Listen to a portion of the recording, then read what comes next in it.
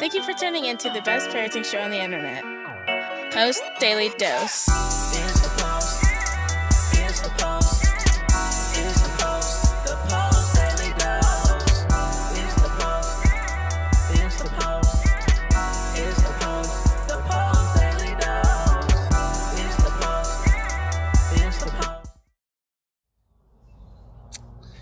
Hey, good evening, Facebook family. Welcome to another episode of Post Daily Dose with me, your trusted parenting advisor, faithful guide and servant on the healing journey. What's my name? Big Papa Brian+Post. Hope everyone is doing fantastic on this wonderful Wednesday. It is great temperature here, and hope you guys are having a good day as well. So, continuing my Parenting in the Age of Coronavirus series, today I'm going to talk about the essential 3 oxytocin factor activators. The essential 3 oxytocin factor activators. And what's important about those 3 things? Number one, what's important about oxytocin is remembering that oxytocin is your brain's anti-stress hormone. So oxytocin is your brain's anti-stress hormone. So if you're exposed to a high level of cortisol, what your brain is supposed to do is supposed to turn on oxytocin and help you to calm down. But what's important about that is that oxytocin is actually a learned response in your brain. So as an infant, all the way into in utero, if you are not being taught by your mother, the biological mother, when she's pregnant with you, and by your caregivers after you're in the world, if you're not taught by their responses, their caring, their attuned, their nurturing, understanding responses to your cries and to your stress, well, you actually don't learn, your brain does not learn how to release oxytocin. And when that happens, and you're exposed to high levels of stress, hello there, Lydia, and you're exposed to high levels of stress, then you are essentially held hostage. Bruce Perry calls that an amygdala hijacking. Hello there, Mimi, and hello there, Sue. So the essential 3, and the reason I'm going to tie this into our Parenting in the Age of Coronavirus series, and specifically what I was talking about yesterday, by making your home, like recreating the womb experience in your home, right? With everyone there, everyone intimately connected. You have a unique opportunity there during this time to really rewire your own brain as well as rewiring your child's brain without all of the exponential stress that goes on, day to day in any other circumstances. Kids going to school, parents going to work, and all these other things that we always have. So what are those 3 essential oxytocin activators that you can be engaging in right now, and like turning it on overdrive that you may be overlooking? They're actually very simple. Here's the first one: eye contact. Eye contact is the most direct way to stimulate the frontal lobe. But if you look at your child with love in your eyes, then there are mirror neurons in your child's brain that reflect back exactly what they see in your face and the energy that you're modeling. So when you look at your child with love in your eyes, what gets reflected back to them and what they experience internally is actually love.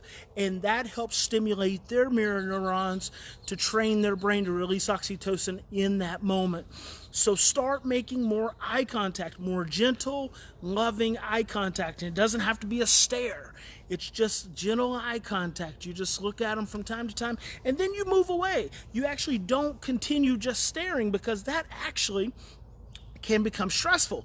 And that's why, remember when we were kids and you'd be getting in trouble and your parents would say, look at me, and like you couldn't look at them, and then when you did, it's like you stared right through them? It's because eye contact is so stressful to the prefrontal cortex, and so it's actually painful to make eye contact when you're stressed. But when you can make eye contact in a present, regulated, nurturing, loving way, it actually triggers oxytocin in the brain of your child. Number 2, hugs. Hugs. You should be hugging your children, I'm going to say 10 to 20 times a day.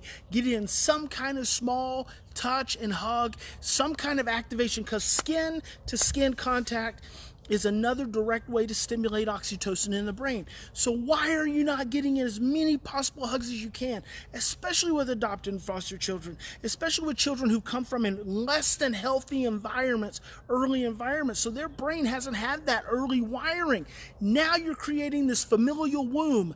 Give them the hugs, give them the gentle, loving eye contact. All of that's going to start training the brain. It's actually going to train your brain. See, some of you parents actually struggle to do things like hug your children.